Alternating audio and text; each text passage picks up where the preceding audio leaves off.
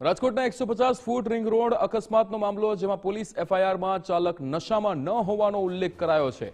એફઆઈઆરમાં નશાનો ઉલ્લેખ ન હોવાથી અનેક સવાલો ઉઠ્યા છે। રાહદારીઓએ કાર ચાલક નશામાં હોવાનો જે આક્ષેપ કર્યો હતો, નશામાં હોવાના વિડીયો પણ સોશિયલ મીડિયામાં વાયરલ થઈ રહ્યા છે। નશા અંગે એફએસએલ રિપોર્ટની રાહ જોવાઈ રહી છે। રિપોર્ટ બાદ જ નશામાં છે કે નહીં તેની સત્તાવાર પુષ્ટિ થશે।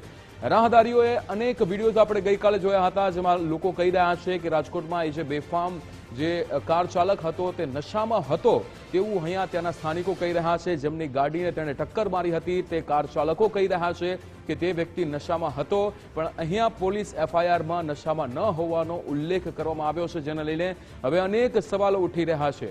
હવે એફએસએલ રિપોર્ટની રાહ જોવાઈ રહી છે અને ત્યારબાદ જ અહીંયા પુષ્ટિ થશે કે તે કાર ચાલક કે જેણે અકસ્માત સર્જ્યો હતો, 5થી વધારે ગાડીઓને ટક્કર મારી હતી, તે નશામાં હતો કે નહીં। આ દ્રશ્યો આપ જોઈ શકો છો। આ વિડીયો જે સામે આવ્યા હતા ગઈકાલે, કે જેમાં આપ જોઈ શકો છો કે ચાલકને હોશ પણ નથી કે તેણે શું કર્યું છે। એક સાથે 5થી વધારે ગાડીઓને બેફામ રીતે ટક્કર મારી હતી। તમારે કાઈ નથી કરવું, ઘડીક તો જારું હવે આ ભાઈ વિડિયો ઉતારો ને, વાત બંધ કરો ને। કેમ તમે વિડિયો ઉતારવા ના પાડો હો? ઓ માતાજી, પોઈન્ટ હે અમારા અહીંયા હો। પી ગયેલા હે? ના ના, આ વાઈસ આવે પીધેલી। ઓ આ સેટ, ઓ આ લોક તો ખોલો, ઓ પીધેલો હે હવે। કામ કરો ને ભાઈ, બાકી કાઢી કાઢ કાઢો ને। ગૌતમ ભેડા આપણી સાથે લાઈવ જોડાઈ ગયા છે। ગૌતમ, જે રીતે અહીંયા ગઈકાલે ઘણા બધા વિડીયોઝ આપણે જોયા છે કે જ્યાં એ કાર ચાલકની આજુબાજુ જે સ્થાનિકો ઊભા છે, અકસ્માત બાદ સ્થાનિકો જ કહી રહ્યા છે કે આ વ્યક્તિ નશામાં હતો, પણ અહીંયા જે એફઆઈઆર કરવામાં આવી છે એમાં નશામાં હોવાનો કોઈ જ ઉલ્લેખ કરવામાં નથી આવ્યો અને એફએસએલની રિપોર્ટની રાહ જોવામાં આવી રહી છે।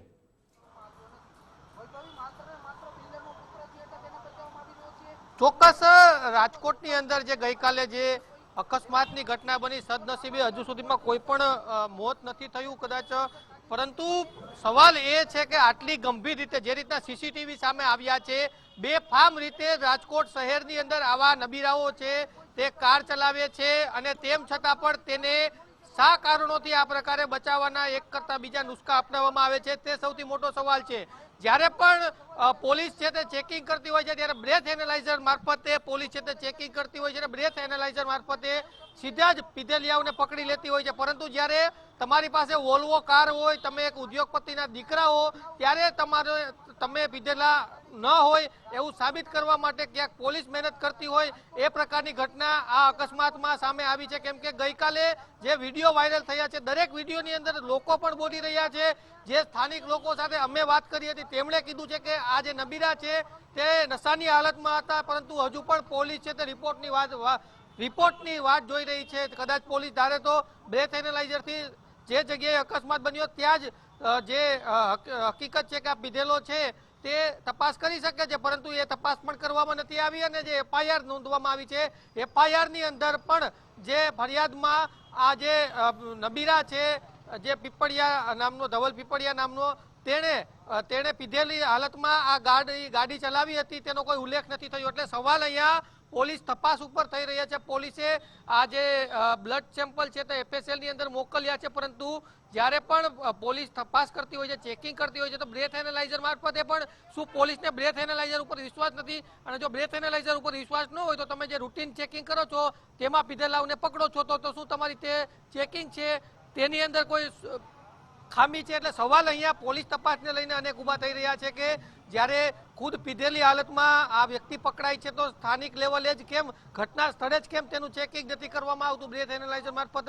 તે સૌથી મોટો સવાલ છે। ત્યાં જે લોકો ઊભા છે તેમાં પણ એટલો રોષ છે કે આ રીતના બેફામ રીતે ગાડી ચલાવીને 5-5 ગાડીઓને તમે ઠોકર મારી દો છો, લોકોના જીવ જોખમમાં મૂકો છો।